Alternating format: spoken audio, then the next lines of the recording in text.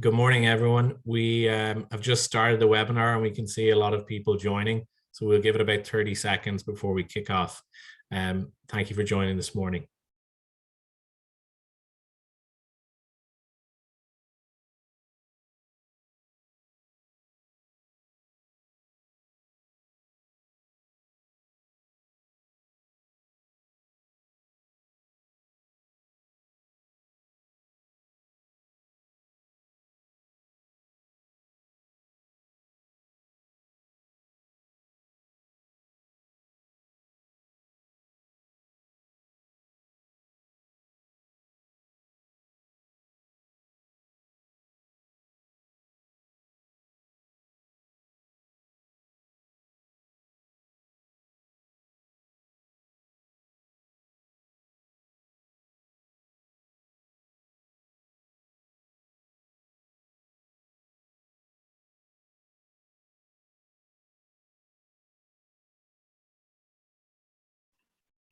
Jamie, what do you say we get started? Absolutely. We have a good number of attendees. I can still see a couple of people joining, but the session is recorded, everyone, and we'll send up a follow-up afterwards with that recording. So Lauren, yep, over to you. Awesome. So first things first, everyone, I wanted to welcome you all to today's webinar. You've got myself, Lauren Cohen, and you've got Jamie Barbour here. And today we wanted to talk to you about LinkedIn sales insights and how that can be used from a marketing perspective. So first things first, what we know to be true is that for many companies and organizations, sales and marketing are often kind of tasked with the same goals, but don't always end up aligning on priorities. What we also know to be true is that when there's a great foundation of data, there's really an opportunity for companies to enrich their CRMs, to use kind of Sales Navigator as a really effective prospecting tool, but also to send that information to Campaign Manager for the opportunity to kind of engage in account-based marketing. So what I wanted to do today was briefly kind of talk about the need for marketing and sales to work together through this funnel here. And you can see that we've actually outlined the different tools that would be used in each step of the marketing or sales funnel for that matter. Reason being that we really do want to bring marketing and sales closer together. So we've essentially got 4 use cases today that we're going to walk through. The first one is account-based marketing. The second is, as I've mentioned, aligning sales and marketing. Then we're going to focus on enriching CRMs. And last but not least, we wanted to touch on account propensity scoring and marketing automation tools and how LinkedIn Sales Insights can really feed into each and every one of these use cases. So with that in mind, Jamie, I'm going to go ahead and stop screen sharing, and I'm going to let you take over and take us live into the tool.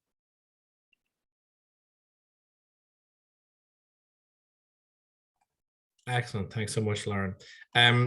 So before I share, everyone, just a reminder, we're recording the session today, so no need to take notes or worry about keeping up with everything. We will be sending everyone the recording afterwards. The other thing here is feel free to ask questions today. So you are more than welcome to ask these questions in the Q&A. You can pop it into the chat, and we will answer those questions as we go. So if we miss something, just feel free to kind of push it back up the list if you want to pop it into the chat, and we will kind of take some pauses as we go through each of the steps of the kind of demonstration, and Lauren will kind of let me know to kind of answer some questions if I'm on a particular screen. So where I'll start here, and you'll see a global map here.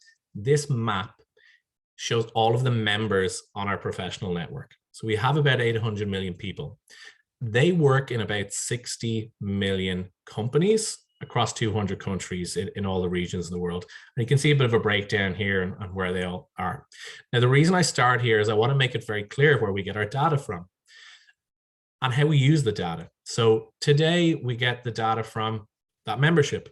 They provide us all the information on them, what role they have, what company they work with, and those companies actually tell us all of the information about them as well. So we describe it as first-party data, so we can rely on it, it's trusted, and we also take a very clear stance on how we use the data, how we surface that to our commercial partners, with things like GDPR and how you can export off the platform or how you can engage with people based on the privacy that they set.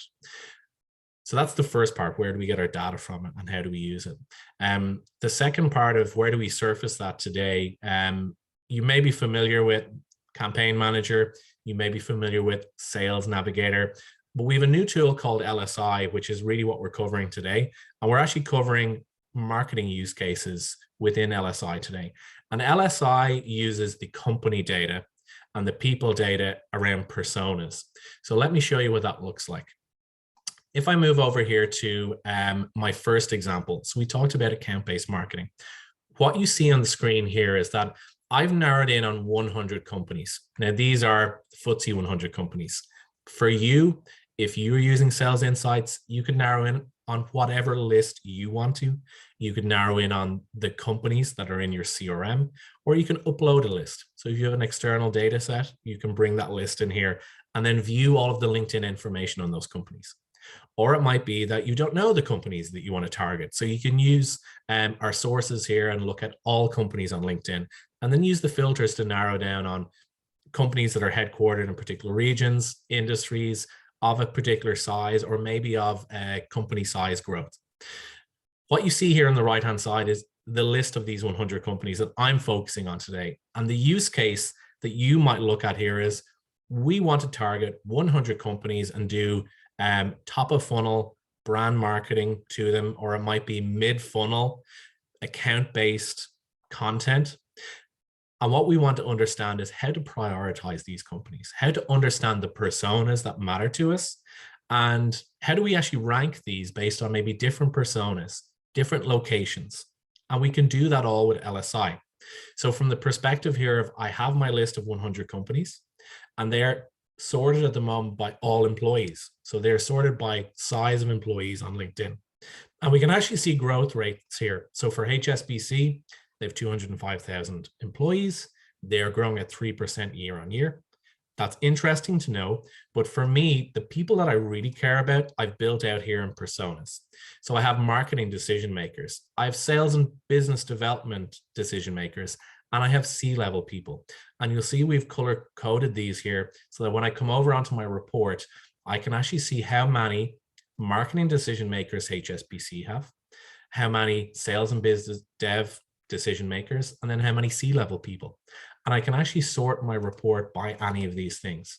So from the perspective of understanding that matrix of which companies have the largest propensity from a particular persona, I can organize my report. So HSBC now is not the number one company on this report. I can see that Unilever is from the marketing decision maker perspective. And I really get a clear understanding of how all of these companies map against my personas that I'd like to reach with my marketing campaigns. And the other thing I can do is I can actually see where all of those companies might be located. So I get a good understanding of the map across the globe of where my top 100 or my specific companies from an account-based marketing perspective might sit, and the numerical value or total persona sizing. But what I can also do is I can understand where those personas sit. So they may be UK companies predominantly because they're in the FTSE 100 in this example, but you can see that we have a huge market or audience within our personas within the United States. So it really helps us understand not only the accounts and how they're growing, where they're based, but where the personas exist and in what size, so that I can really address them in a very effective way. Now, how we might help you in your existing account-based marketing with this information is that now that we've defined our list of companies, now we've prioritized them, we might actually narrow that down to maybe 50 companies. And we may decide that we just want to do account-based marketing to the top 50. So what I can do is I can click export here to CSV. And then when I go over to maybe a marketing tool, such as maybe Campaign Manager, I can bring in my company list here. I can target those 50 companies. And I can be confident that those 50 companies have the personas that exist that I want to target with my content. And I can really make sure that my efficiency of my campaigns is very high, because I'm not wasting money on targeting just personas.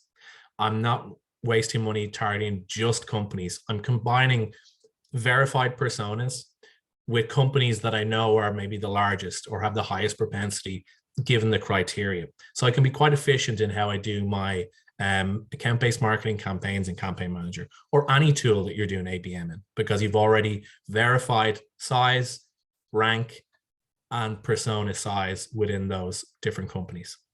So that's kind of our first use case.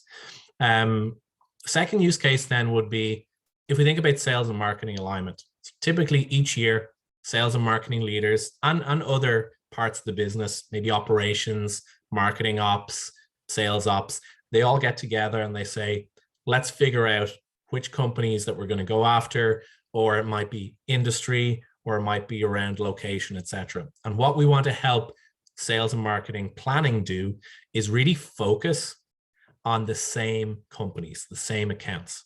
And why is that important? Well, we know that typically it's very difficult for sales and marketing to align on the same personas, the same companies, and really have that combined view of who they're targeting. With LSI, because you're using one tool, we have this unified view of those accounts, and we're sending this information to all the different endpoints that might be relevant, such as CRM, such as sending a list to the sales teams or to sales leadership, or getting a list over to marketing, so that we all know exactly who we're targeting, how we're targeting, which personas, which is another challenge that we see in LinkedIn of salespeople will be looking at the correct accounts, but are they looking at the right personas? Are marketing also targeting those same personas? Or are maybe salespeople targeting IT decision makers and marketing are targeting operations decision makers? If we're focused in one tool, it means that we are more efficient, we're more aligned. And what I've done here is I've defined that we have a top 1,000 accounts in this example. But what I want to do is I want to really narrow in on, show me the EMEA based accounts. So the accounts that are headquartered in EMEA. So I might be able to say my head of marketing and my head of sales in EMEA, they'll get together and they'll define all of the information in accounts they need to understand, maybe add in personas, do some sorting and criteria here, and then they can actually do something with that. And again, they can look at locations, but they can export here. They can export to a CSV. So if they want to manipulate the data or add further pieces of information or criteria, they can absolutely do that. They could send it to CRM. So if they want to get all of this first party data on all of these companies and they want to send that into CRM, they can absolutely do that. So that every single person that has access to the CRM has this live feed from LinkedIn of Accenture, of the hierarchies of that company, of how many employees they have, about persona, jobs posted, sales connectivity, how well we're engaging with these companies from a sales navigator perspective. And we can get all of that to CRM.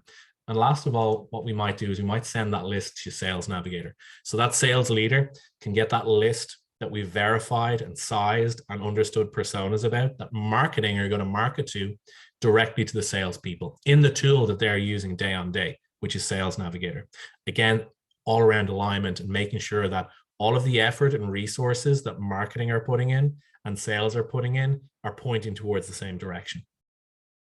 So that's an example of maybe how we might do some sales and marketing planning, simply aligning on the same accounts. The next use case that we discussed at the top of the call was CRM enrichment.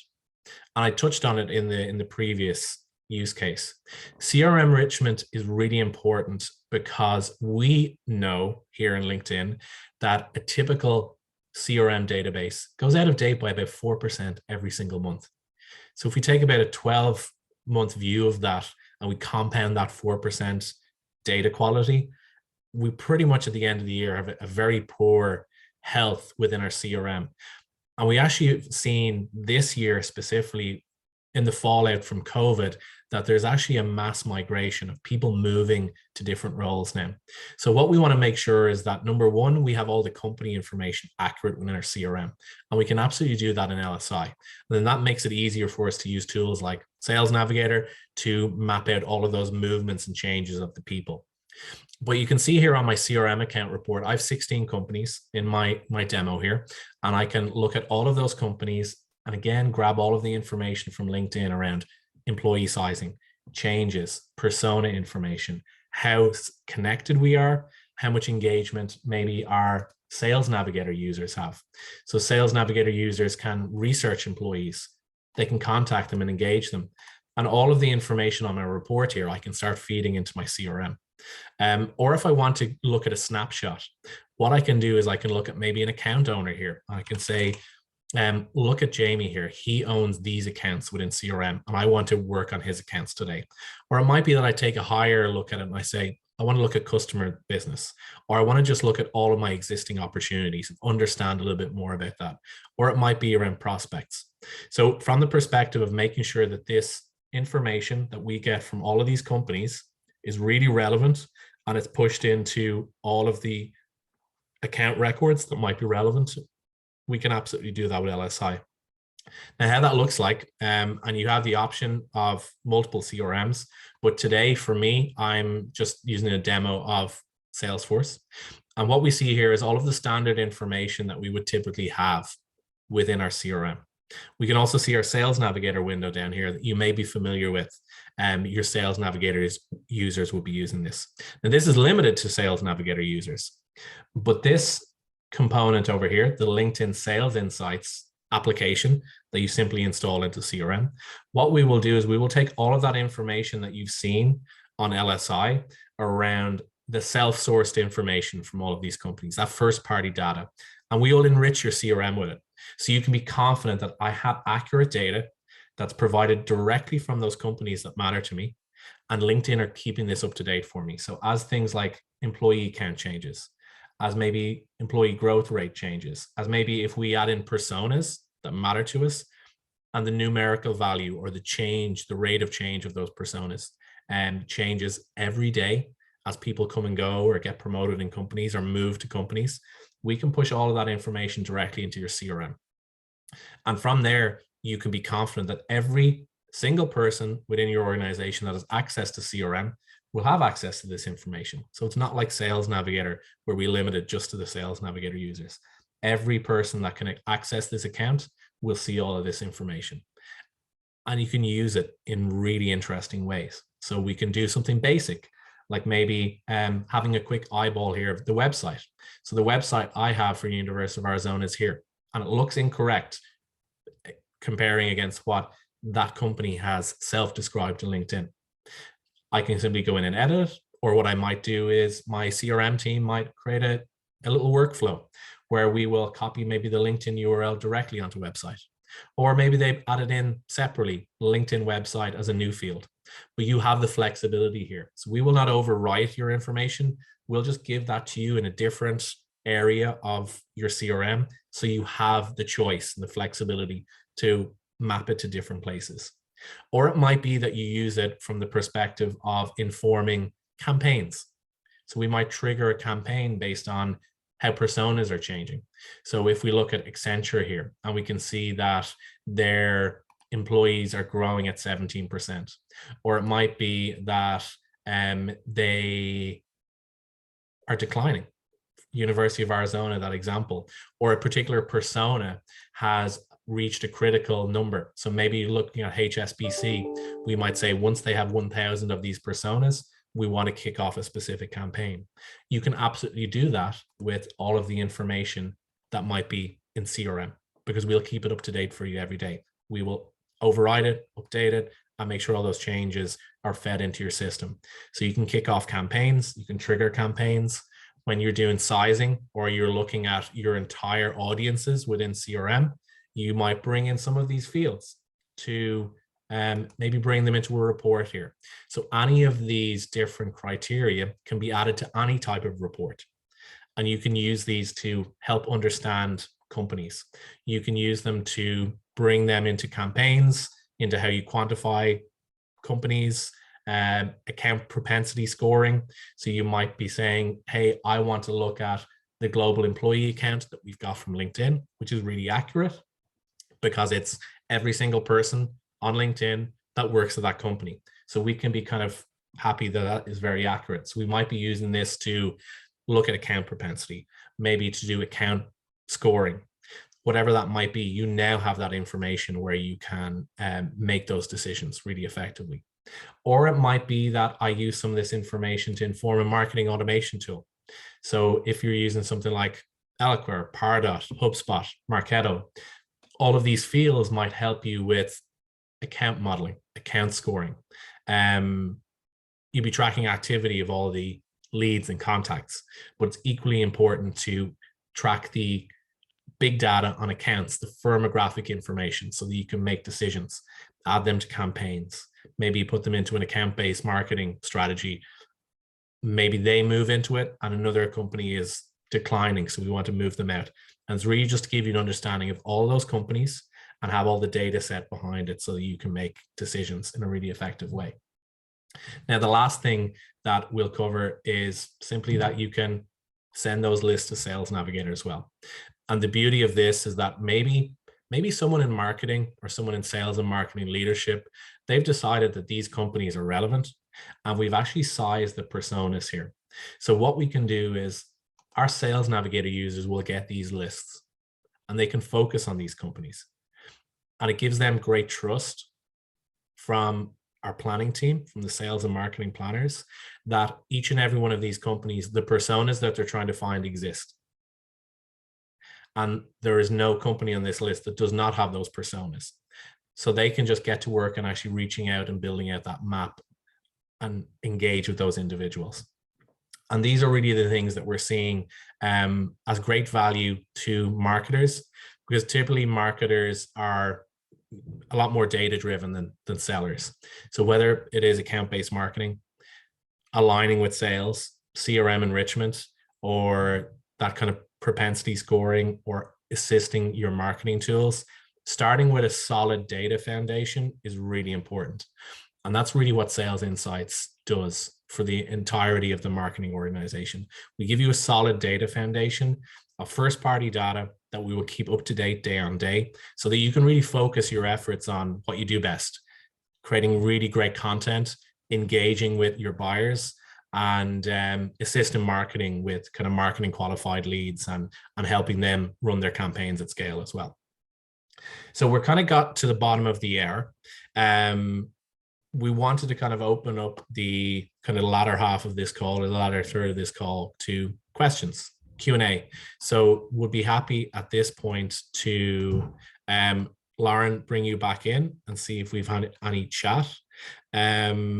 Or what we could actually alternatively do is we could just roll into a marketing case study that we've worked on. Lauren, if you'd like to maybe cover that, I can stop sharing and you might walk our audience through that. Yeah, absolutely.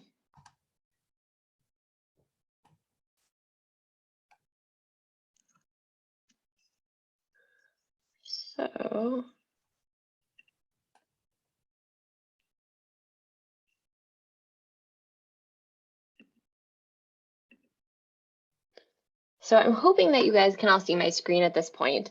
What we wanted to share with you was a case study regarding a mobile communications company. What happened in this particular instance was that you had marketing and sales come together to use LinkedIn Sales Insights. Essentially, you got the CMO in the room along with sales leadership. They kind of co-curated a list of companies, much like Jamie showed us earlier.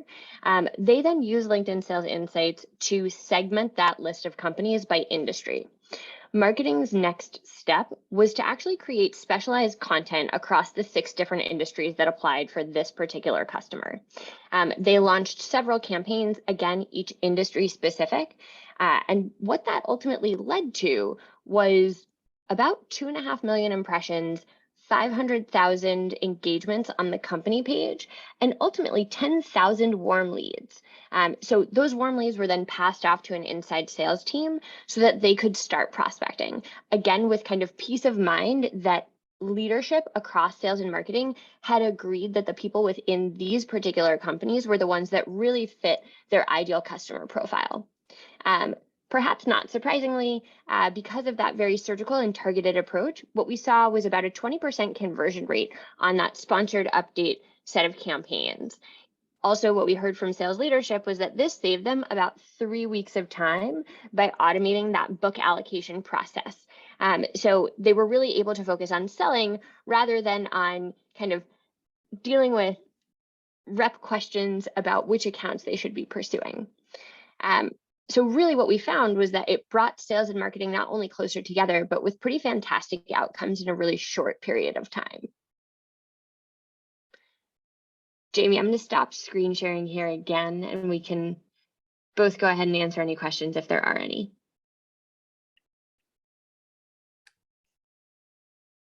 No, so far so good on questions, Lauren. So maybe we'll give it 30 seconds to see if there's any questions come into the Q&A and chat, or we can give people a little bit of time back this morning. Sounds great.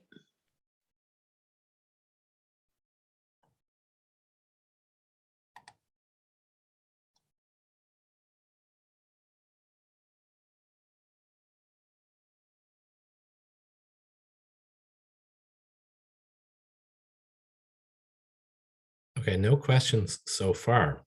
So what we will do is we'll wrap up. We'll give people back some time.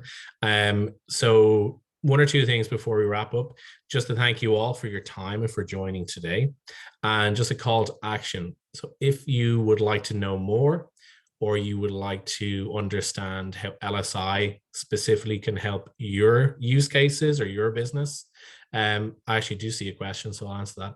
But I'll just say, if you do want to look at how we can inform your context in your company with LSI, whether it be sales or marketing, or aligning sales and marketing, do reach out to your account executive relationship manager, and we can go into a more deep dive view in your world and in your context of how we can do that. So I know today would have been generic to cover a lot of different use cases. So Lauren, there is one question here, and it's simply, how do you export or upload lists from LSI to the CRM? Really straightforward. Thank you for the question. So I will answer this live. It's very simple. You can upload any CSV that you have into LSI. So that might be a list that you have exported from CRM in a report. It might be a list that you have in another tool that you have exported to CSV. You could import that into Sales Insights, and then we'll match those companies and show you those market insights on the report. From an export perspective, it's equally the same. You can decide to export it again to CSV. If we think of that original CSV we import, it would now contain all of the LSI information or the LinkedIn information on all of those companies. And then you can manipulate that and put that somewhere. It might be importing back into a CRM. It might be importing into a marketing automation tool or another system. And with the CRM, then we actually have a direct connection. So once you connect your CRM to LSI, we will simply view all of those accounts that you have in your CRM in the market insights and in the reports. And then you just decide to send the LinkedIn data to those accounts. And that little widget I showed you earlier on is just an app that you install. So you would kind of kick that off first before you start running your reports. But it's very straightforward. CSV import, CSV export, including the LinkedIn information, or directly connect to your CRM, and you can focus on those companies that are known and then export directly to CRM if you so wish. So I think that came in through the Q&A. I don't see any questions in the chat. So what we might do is we might wrap up. We will share the recording after the fact. If anyone wants to watch back, it'll be available on our YouTube channel, and your account executive or RM will also reach out to follow up to make sure you have all that content. So just to say thank you very much to everyone for joining today, and wish you a great afternoon when you get to it. Thank you very much. Thanks, Al.